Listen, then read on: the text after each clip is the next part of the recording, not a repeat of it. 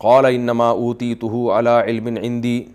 یہ سب کچھ اس علم کی بنیاد پہ مجھے ملا ہے جو میرے پاس ہے، میں نے اسٹرگل کی ہے، میں نے دماغ لڑایا ہے، میرے پاس ایکسپیرینس ہے، تجربہ ہے، اس تجربے کی بیس پہ میں نے یہ سب کچھ کمایا ہے۔ اللہ کو غضب آیا، اللہ نے کیا فرمایا، اولم یعلم، کیا یہ قارون جانتا نہیں ہے، ان اللہ قد اہلک من قبلہ من القرون، کہ اللہ نے اس سے پہلے بستیوں میں سے ہلاک کر دیا ہے بہت سے ایسے شخصوں کو، ہوا اشد منہ قوتاً، جو اس سے بھی زیادہ طاقتور تھے، واکثر جمعا، اور جماعت میں بھی اس سے زیادہ تھے، یعنی ان کے پاس افرادی قوت بھی بہت تھی۔ تو یہ کیا اپنے آپ کو سمجھ رہا ہے؟ اب دیکھیں، بظاہر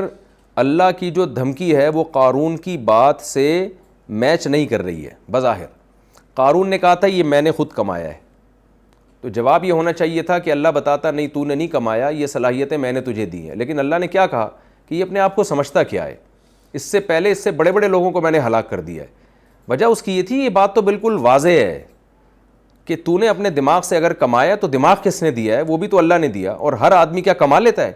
صلاحیتیں بہت سے لوگوں کے پاس زیادہ ہوتی ہیں، وسائل بھی ہوتے ہیں، لیکن نہیں کما پاتے، تو یہ تو اللہ کے ارادے کا اس میں دخل ہے، اللہ کا احسان ہے۔ لیکن جس طرح کی یہ باتیں کر رہا ہے تو اس سے ایسا لگتا ہے اس کو اللہ کے عذاب کا ڈر نہیں ہے، تو اس لیے اللہ نے دھمکی دی کہ تو ذرا ماضی میں جا کے دیکھ، تجھ سے بڑے بڑے مالدار اور جو ہے وہ افرادی قوت کے لحاظ سے بڑے بڑے طاقتور لوگ پیدا ہوئے ہیں، اللہ نے نہیں چھوڑا ان کو، تو ڈر اللہ سے، ایسی تکبر والی باتیں نہ کر۔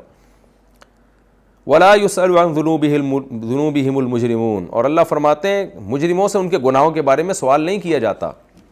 کیا مطلب سوال نہیں کیا جاتا؟ یعنی ان کو ہلاک کرنے سے پہلے پوچھا نہیں جاتا کہ آپ کے گناہ کیا اس قابل ہیں کہ اس پر آپ کو ہلاک کیا جائے، پھر اللہ ان سے ڈیبیٹ کرے، ایسا نہیں ہوتا۔ باقی قیامت کے دن جو سوال ہوگا وہ ایک الگ نوعیت کا سوال ہے،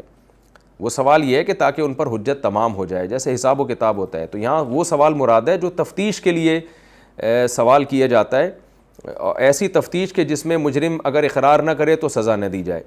جیسے آپ کے پاس جب گواہ نہیں ہوتے تو عدالت مجرم سے پوچھتی ہے بھائی تم اگر مانتے ہو تو ہم سزا دیں گے، نہیں مانتے تو ہم تمہیں بری